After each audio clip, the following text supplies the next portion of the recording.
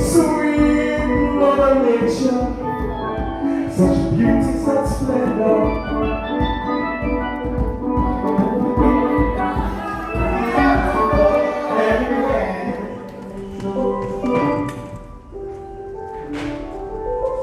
Mr. Small.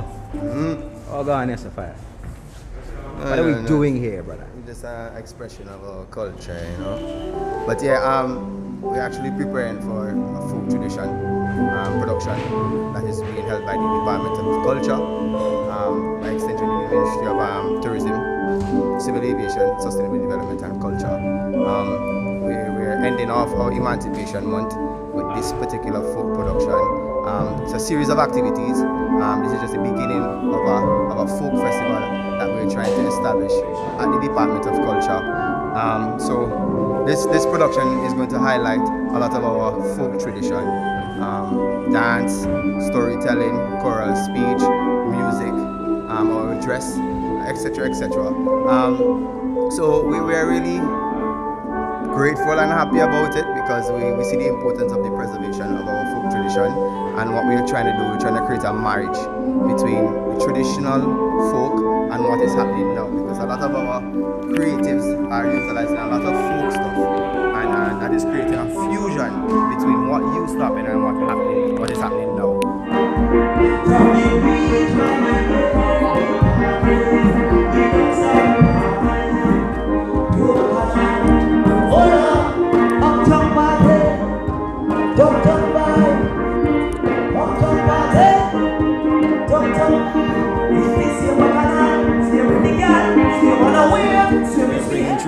Bringing together an entire cast of different creative entities, different creative individuals, different practitioners. It is going to be a virtual event. What you're seeing here is just the set. Of course, we're trying to create. Yeah, we're trying to create that ambience, that atmosphere of a folk yard. I mean, what a folk yard used to look like before, and everything that used to happen in the folk yard. The storyline has to do with what used to happen long ago and what is happening now, with a big focus on Peggy Carr, Long Talk poetry. There was a poem that was wrote by Peggy Carr called Long Talk, with highlights, you know, that we're basically saying that we need to embrace our traditional values, our culture, and take it back from the vultures in terms of the mass media and the outside world and the foreign penetration. So as one of the artistic director, we decided that we're going to pull that poem among other work from Mr. David Darkie Williams. You're on the set of this mammoth folklorish production. And I'm sure during the course of your stay you've been seeing quite a few talents during the day. Based on what you see, how are you able to gauge the creative stock of St. Vincent and the Grenadines at this current? There's no problem with the creative aspects of Vincentian youngsters and Vincentians generally, but I think we are depending too much on being creative and not being informed. You know, it's one thing that you could create, but what is the source of that creativity, and what do you present as a creative piece? Is it rooted in a particular cultural form that you have not experienced but that exists, and you may very well doing something in your spirit that was done already? Are we to accept that even though you have never seen it, that it does not exist or that it never existed? I think we definitely need to be informed on what we present. The folk festival is excellent idea. I hope the youngsters who are participating, when they are told to do things after they have performed it or even before they perform it, that they they look to find out, they look into the background of what they are doing and find out its relevance to Vincentian culture. And yeah, the committee, we are excited, we are ready to go. And I mean, we're asking persons to view the production on Sunday, this coming Sunday, the 29th of August, on the Department of Culture Facebook page, also the VC3 Facebook page. We're asking you to pull the family together this Sunday evening because it's going to be very educational along with some entertainment. It's one of the first event in the series, in the folk series, because in September for the dance showcase there's going to be a big highlight on our folk dance, our traditional dances. So you can look out for that. And then in October we're going to have an evening of excellence, which is also going to be showcasing a lot of our folk tradition. So we're excited about it because we think that the folk tradition is very rich and one that we have to and must preserve. Alright, so as I say right now, and I mean all hands on deck, and I mean we're trying to put together the set design. The musicians are doing their run through while the technical team are checking for acoustic, because you know back then we never had amplified sound, we never had mics and all these things, so we are trying to give you that real life experience of our folk yard and our folk tradition.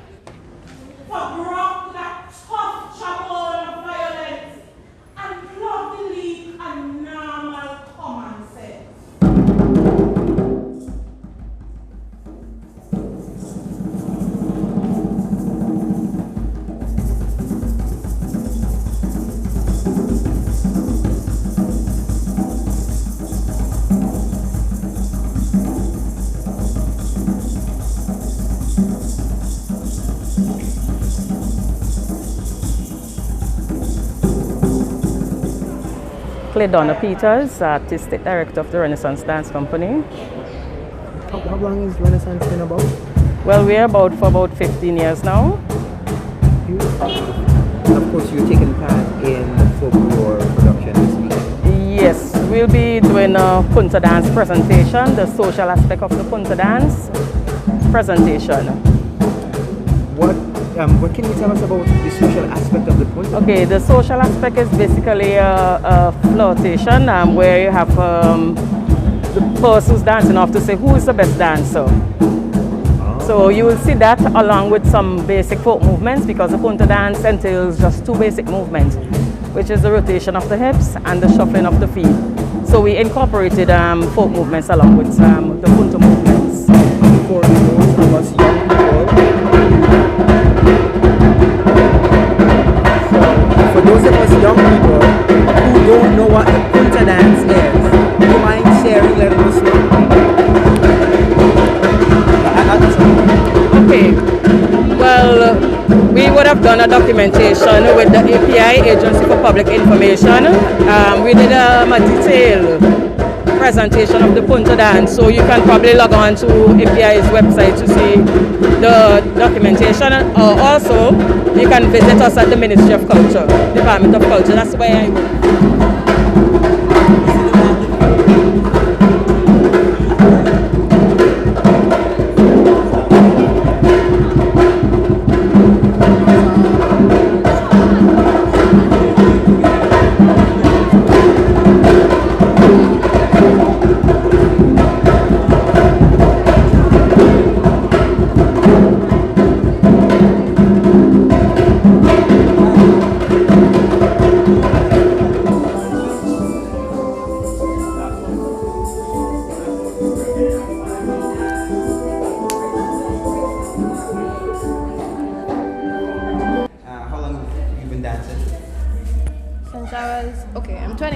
Since I was 7. 4+, and I'm 25.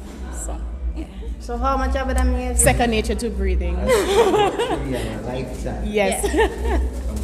How much longer do you plan to be dancing? Well, with them knees. Forever. I gotta see them knees. They ain't making no more. But yeah. Nah, forever. Yeah. Until my bones are always.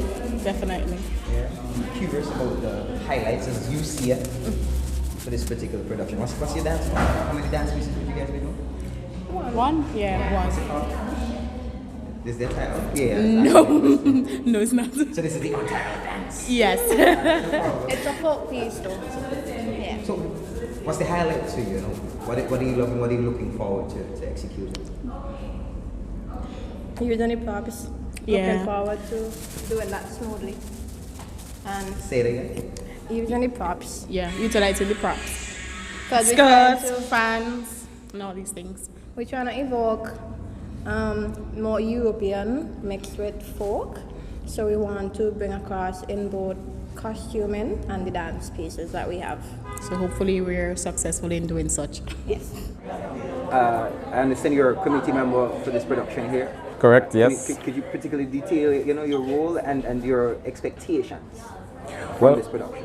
Well, my role was in terms of assisting in the drafting of the production, coordination, providing some technical support, and my anticipation is that I'm very excited because it's one of our rare opportunities to showcase all elements of our folk traditions, utilizing very young and talented persons in St. Vincent and the Grenadines from all disciplines across the performing arts, and this also helps us to transfer from generation to generation our folk traditions. So I'm excited to be part of this, and I'm hoping that persons who will be watching enjoy it and share it with their family members, and hopefully we get to see more and more of this production. Are you seeing that transference taking place during the course of the preparation for this? It's here. It's here in the actors. It's here in the musicians. It's here in the dancers. It's here in the vocalists. These are very young. This is a very young cast, and they're being exposed to folk material that are decades old. So in that sense, the transference is taking place. What we want to do now is be able to make that transference transcend the TV screen and influence and impact our youth in our wider community.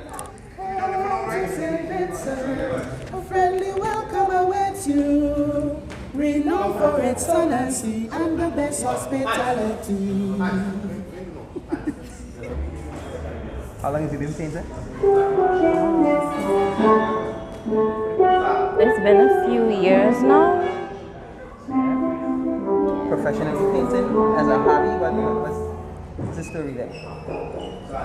I started professionally painting since college. I was in the fine arts program out there. Yeah, and I've been professionally painting ever since I finished school, which has been a little while now. What's this motif that you're working on here now? This is the house. So right now I'm just painting the boards of the house to make it look like it's old and make it look like an actual board house actually.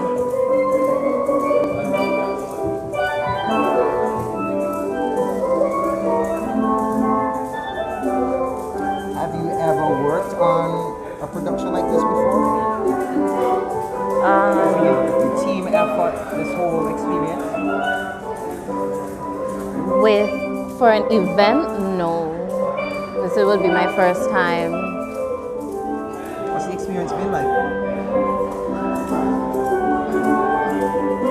It's been fun, I guess. It's nice to have the music while you paint, I guess. You know. I'm sorry, I'm watching you speak, but I can't hear you over here. So say it again, please. It's nice to have the music and everything going on while you're painting. It's not the usual thing when painting, I guess, personally.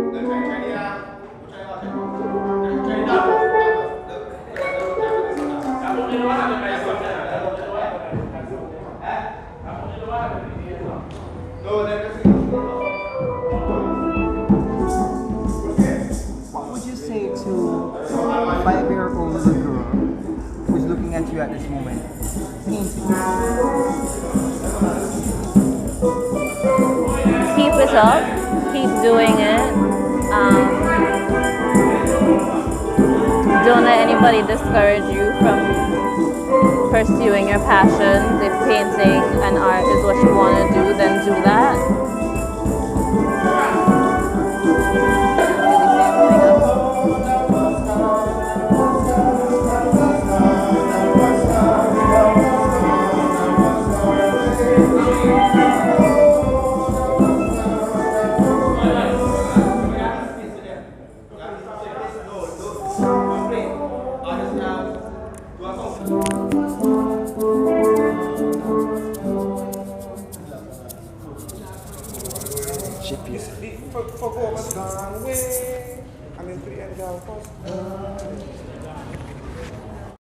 Hey, back down to it. Mula.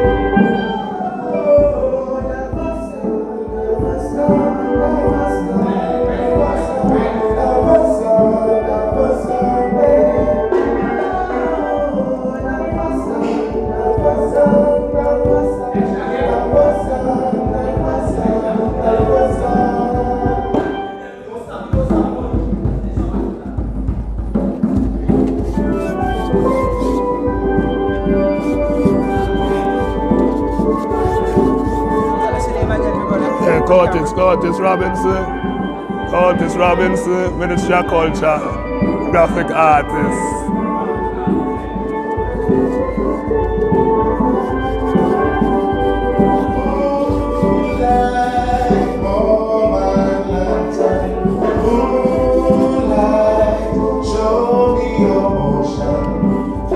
This is not your first set design. No. How long have you been doing this? Set designs over 10 years. Art, lifetime. From a little boy, art. Set designs, 10 years. I'm loving it. What we see here is including the palette structure in the back and the painting that going on here. All of this is part of your designs? Yes. Everything was unjoined first. Sketch out everything first. Have the carpenters walking alongside. Making a yard scene. Keeping it real. Everything is seen in the yard. Original big yard. We try to recreate this whole scene again. Old time something.